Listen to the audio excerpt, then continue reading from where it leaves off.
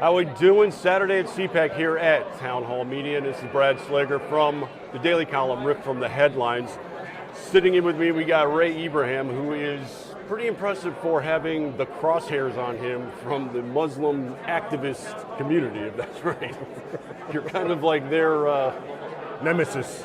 Okay, that's a good word. I was going to go with a euphemism there, but let's do that. So, you were on a panel this morning, right? Speaking things up. How did that go? What were you It went pretty well. It was the topic was Brexit, more Brexits in Europe, and how a lot of other countries want out of the EU for various reasons, obviously. And we had someone from Hungary speaking and someone from the Netherlands, which actually gave a very interesting point of view. Because one, Hungary, as you know, has its own special, conservative traditional values. Netherlands, not so much. But you can see how they have they converge on the same, issues with the EU. What I talked about primarily was the Muslim migrant issue going on in Europe, which is kind of, it's the long view. We get myopic and we talk about what's happening today. The Muslim, infiltration, if you will, of Europe has been going for a while, and people don't realize that it's changing the actual identity of the continent because. A Pew study, a poll or a research study said that by 2050, Europe's going to be Muslim majority. I mean, just think about that. Right? Yeah, and right now today in places like London and Netherlands, the name of newborn baby boys, the most named one is Muhammad. Okay, I have seen this, yeah. So this is a form of, you can call it a demographic jihad, which even Muslims actually do call it. It has many names, the baby jihad. Right. Jihad. Are we seeing it? Is it kind of like a dawning taking place on the European nations where they're seeing things like in Paris, where they have the no-go zone set up by the Muslim communities? Right. Are the other nations kind of looking back on that now and saying, well, yeah, that's a bad move? Yeah, I mean, that's another major problem is Muslims have a hard time assimilating, and it makes sense because their background and their epistemology, their teaching, their logic, their religion, their book is very antithetical to Western values, right? Absolutely. I mean, Islam is clear-cut that you can have 4 wives. The apostate, whoever leaves Islam, is to be put to death. Okay, I mean, these obviously contradict. So when you get a people who think that way, it's not how are they going to assimilate? Well, that's exactly it. You got a doctrine that's inflexible that prevents assimilation into what they consider to be an evil society. It's like trying to mix oil and water. Pretty much. Right, so you got these enclaves, and to your point, yeah, you got countries like, I even remember Hungary specifically, Viktor Orban would say things like, we've seen what, migration and multiculturalism has done in France, and we just don't want it. And, in France, in France, every day, a study came out, 2 churches are vandalized. Okay? Okay. 2 churches are vandalized, and in Germany, the same thing. I read reports about hundreds of Jesus statues decapitated, crosses broken, and usually you don't know who the vandal is, but it's telling that these 2 countries have the largest Muslim populations, and that sort of thing happens. But where it's coming from, right? And that sort of thing happens in the Islamic world all the time.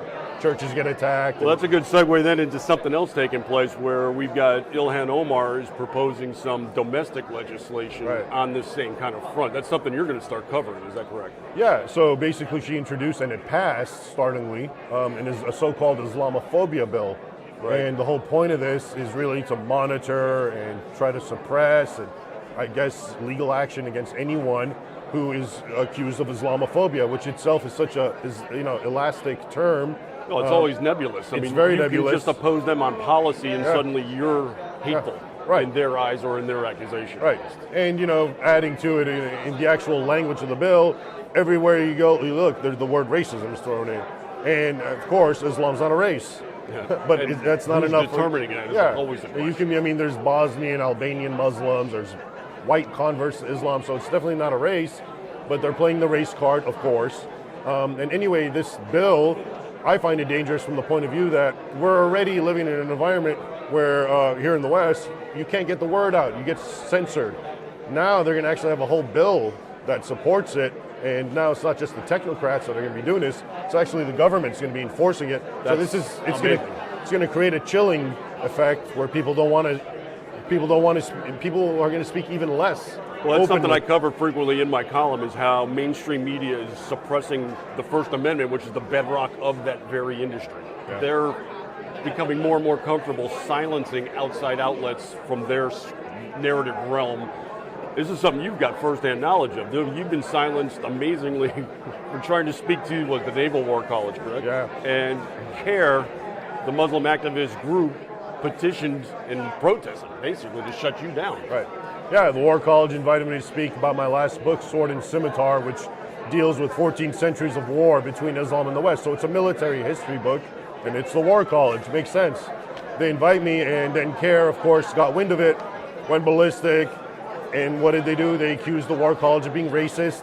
They accused me, an ethnic Egyptian, of being a white supremacist, because these words have no meaning, right? Exactly. So, well, there's your fluidity, right? Yeah, you just throw them around. But the sad part is the War College buckled and rescinded my invitation. But a lot of media picked it up, actually, and senators wrote letters, and National Association scholars got 5,000 petitions sent it to Trump. Long story short, I was re-invited. And it was a huge gathering because CARE, thanks to CARE, they gave me free publicity. Well, there you go. People want to see what it's about. about. Effect kicking. But that sort of thing is happening in a very more nefarious way online. So my online presence, on Google search, so many weird and little subtle things that my articles disappear. On Facebook, I'm shadow banned. So people are always asking me, "Where's your post?" I see it. And they're like, we don't see you anymore. You've stopped posting. Yeah, we're very familiar with that. I cover that as well outside of the mainstream media, also social media, how they just on a almost daily basis actively cut down any narratives they don't approve of. And the worst experience I've had is I went to a Wi-Fi of the Glendale Galleria in California. It was a massive complex. And when I had to go to my website, when I went in, it was blocked for being a pornographic website. And my website, RaymondIbrahim.com, all it is about radical Islam, the persecution of Christians, nothing pornographic. And so definitions really anymore. Just shutting you up is all that matters, and they'll say and do anything. So this is the private mall. Yeah, right. But it's a massive mall. And other places in LA. They probably have then outside, like almost a version of the fact-checking groups on social media that police what's acceptable. Right. Now you got the tech companies doing the same thing. Yeah. That's just, this is the kind of thing we need to reveal. They can't beat you at normal argumentation because you're right, they're wrong, so they just cancel you. And it's a First Amendment issue top to bottom. That's the amazing aspect of this, and that's what we always try to fight. Part of our VIP program too is that frees us up. They can't touch us in that realm, and that's another way we come in almost in the back door from their silencing methods. Right. So it's always a fight, but it's a fight we have to continue with, because when you see them silencing, there's obviously a message that they don't want to get out. You're over the target is what it comes down to. So they're scared of it. Well, yeah. I mean, because if you got the information that can undermine their narrative, I mean, their narrative is Islam is peace. Whatever bad thing happens in its name is an aberration. It's been hijacked. But if you really look at the history and the doctrine, that's just baloney. ISIS is actually practicing standard Islam, that the way it was practiced for centuries. But that's the thing, is if you point out just the documented aspects of it, you're hateful for doing it. Right, it's our own words, But the social media silencing going on, you can actually see it take place, because on Google you'll say your articles are tramped down, but you can go to DuckDuckGo, for instance, and it's opened up. Right, so it used to be, if I look up certain Arabic terms like takeya or whatever on Google, first page would be like 3 articles from me, because I really kind of trailblazed that doctrine, let's say, for example. Now, if you put it, you won't even see me at all. But it's gotten to the point where I'll look for articles I wrote, and I'll put quotes on it, and it still won't show up, which is, insane. That's targeting right there. And if I Google my name and I find an article, an old thing on, Front Page Magazine, and I go to it, all the Facebook likes will be gone, right? Which they also took out of my way. But if you go to Front Page or any website and you go to my article, you'll see them. So it's almost like they got my name in some algorithm, and once you use it, everything gets canceled. Right. So basically, you have to go through the front door in order to find your content anymore. Yeah, it's not broadcast. It's so imagine the average person; they're never going to come across my. And they're even doing a different thing now. I just reported on this a couple days ago on our page. the New York Times comes out to demonize DuckDuckGo because that's the free and open platform. That's where they're claiming now all the conspiracy nuts are going there. They're trying to demonize the one free aspect of search engines. A search engine should show you what's most popular, what's most applicable, and that's what Google used to do. Right. You know, what I'm talking about with me, Google was usually okay with me, but this is all new, and it's like everything has been changed, wiped out, and rearranged. And then the negative stuff of me is what comes up on top. Yeah, what CARE says about me. This is what's so great is we're documenting this very thing taking place. You're actually evidence of it taking place. So it's good to see a real world application. So to get the direct content, it's Raymond Ibrahim. Yeah, my website is Raymond Ibrahim, Raymondibrahim.com. And you got all my stuff there. You can contact me. You got my books. All your books. How many books you got? I got 4 now. The most popular one was the War College one, Sword and Scimitar, 14 Centuries of War between Islam and the West. But I got a new one coming out in a couple of months. It was supposed to come out in this month, but COVID. so it got delayed. Yes. And that's called Defenders of the West, the Christian heroes who stood against Islam.